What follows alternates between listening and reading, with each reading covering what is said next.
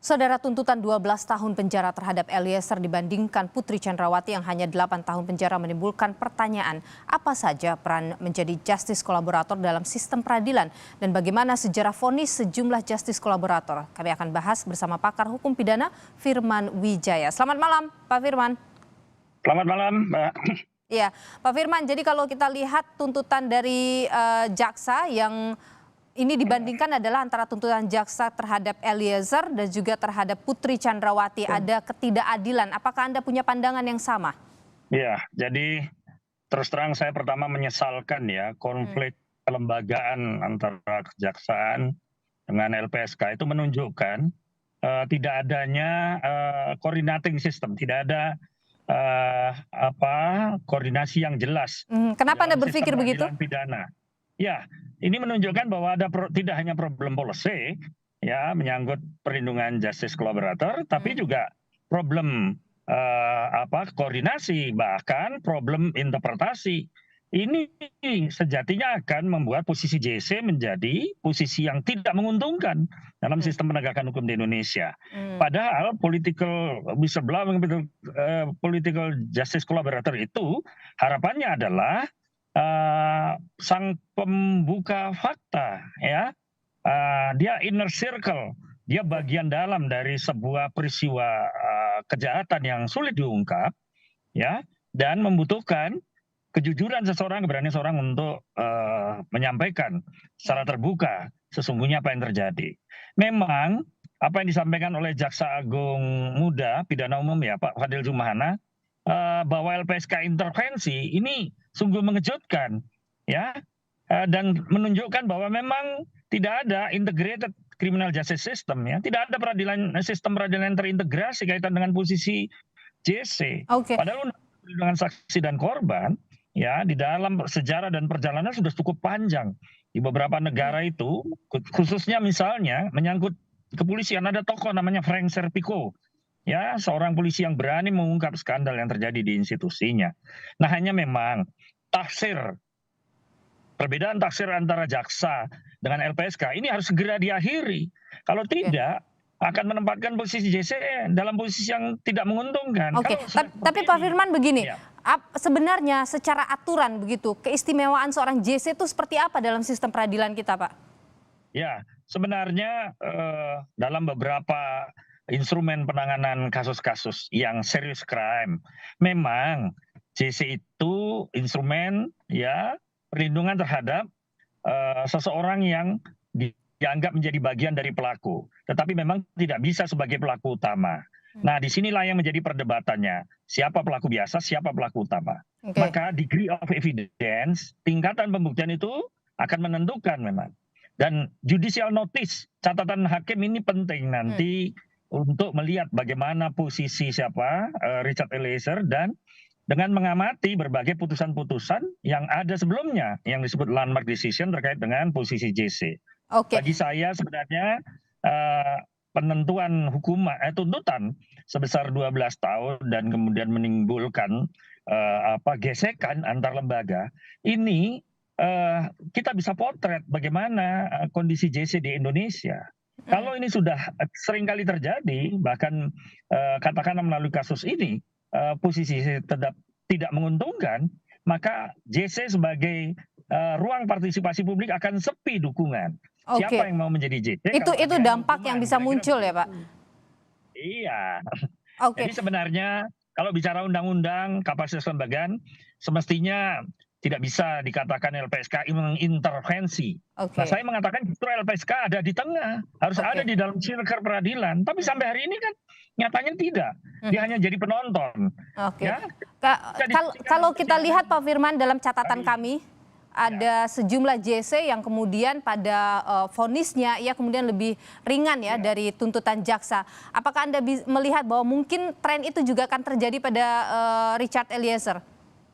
Nah begini, sebenarnya yang disampaikan oleh Pak Jampidum itu kalau kita runut dalam berbagai referensi menyangkut JC di Indonesia, yang fenomenal adalah kasus Agus Condro ya, bagaimana beliau dan saya pernah meriset bahkan pernah mengadvokasi bagaimana posisi JC itu begitu sentralnya sebagai pembuka tabir Ya, kalau tidak skandal apa yang disebut dengan serious crime, kejahatan serius itu tidak mungkin terungkap.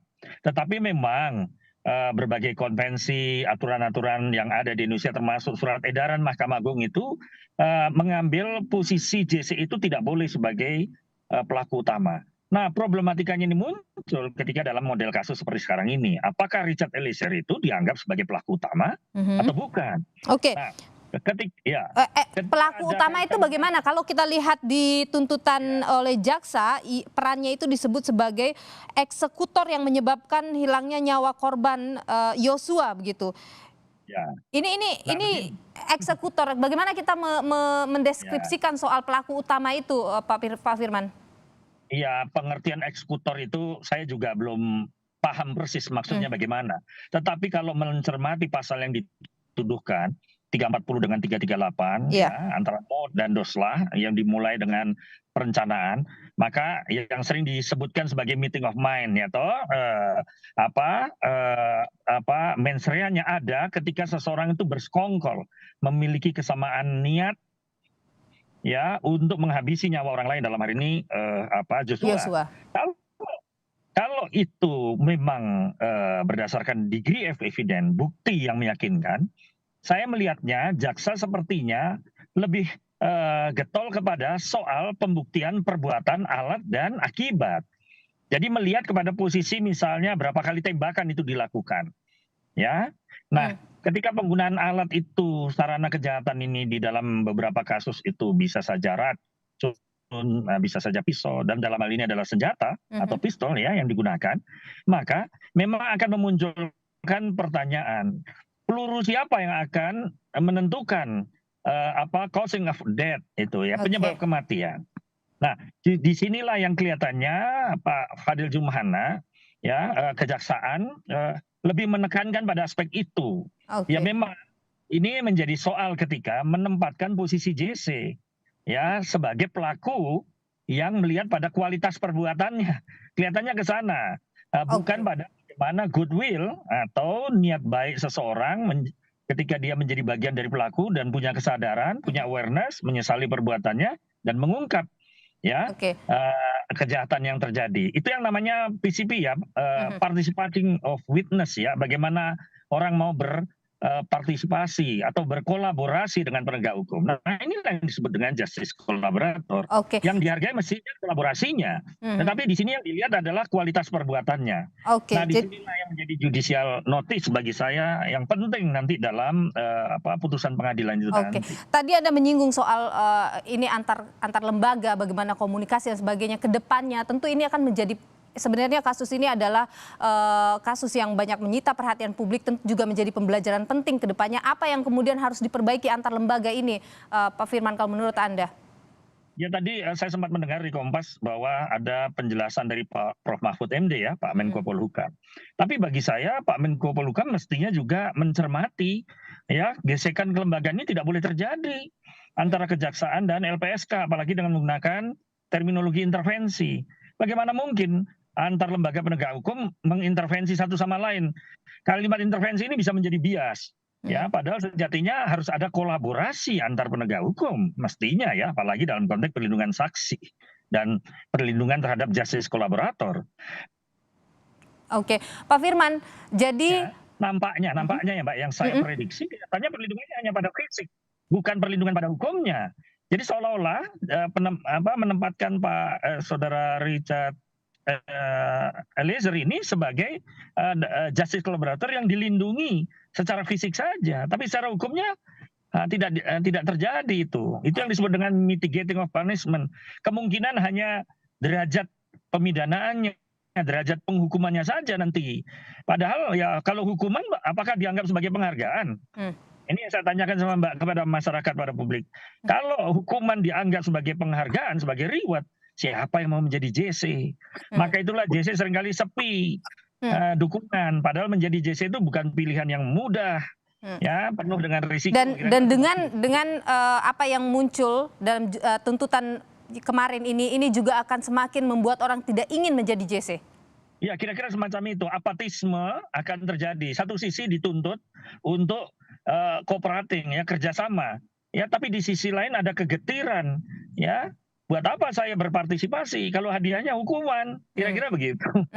Apa yang kemudian bisa dilakukan ke depannya ini, Pak Firman, untuk kembali memberikan soal rasa keadilan tadi? Ya, pastinya ketika JC ini adalah bentuk partisipasi masyarakat di dalam pengungkapan kasus kejahatan, mestinya ya negara, pemerintah harus menempatkan political JC itu secara lebih jelas dalam peraturan perundang-undangan. Saya rasa instrumennya sebenarnya sudah cukup, peraturan perundang-undangannya. Hanya tingkat koordinasinya. Ini yang muncul justru malah konflik antar lembaga dengan memberikan justifikasi ini intervensi dan sebagainya. Ini situasi memperparah saja terhadap proses penegakan hukum, apalagi potret buruk ini bagi saya terhadap JC di Indonesia. Baik, ya, kalau Pak. tidak demikian kita tidak berharap ya nasib JC itu sama dengan JC-JC yang sebelumnya, ya. Baik, Lalu dalam posisi yang tidak menguntungkan. Baik, begitu, pakar hukum pidana Firman Wijaya. Terima kasih sudah berbagi informasi di Sapa Sama-sama, Indonesia terima Malam. kasih. Sehat selalu Pak Firman.